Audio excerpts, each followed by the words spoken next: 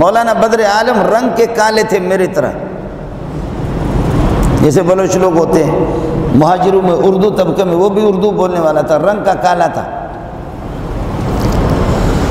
لیکن بڑے محدث تھے، علامہ انور شاہ کشمیری کے شاگرد تھے۔ فرماتے ہیں کہ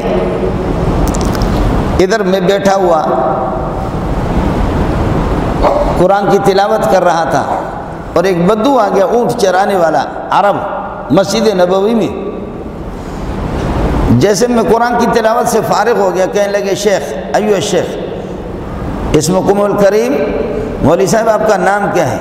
میں نے کہا اسمی بدر العالم، میرا نام بدر العالم ہے۔ فرمایا عیش گلتا، کیا کہا آپ نے؟ میں نے کہا اسمی بدر العالم، میرا نام بدر العالم ہے۔ پھر وہ عرب غصہ ہو گیا، پھر کہنے لگے عیش گلتا، کیا کہا آپ نے؟ میں نے کہا اسمی بدر العالم۔ کہنے لگے عربی جانتے ہو؟ عالم ہو؟ کہا عالم ہو۔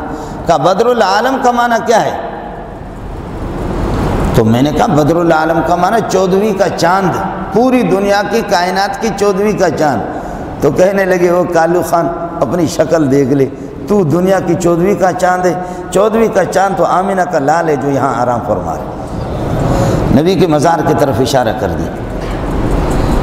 مولانا بدر عالم فرماتے کہ زندگی میں مجھے اس طرح کسی نے ذلیل نہیں کیا جیسے اس اونٹ چرانے والے بدو نے ذلیل کیا۔ وہ تو ترجمہ جانتے ہیں، وہ معنی جانتے ہیں۔ ہمارے بروہیوں میں، بلوچوں میں بھی نور احمد، نور محمد، نور علی، اور پھر بنگالی برمیوں میں ہوتا نور العالم، نور الہادی، نور البشر۔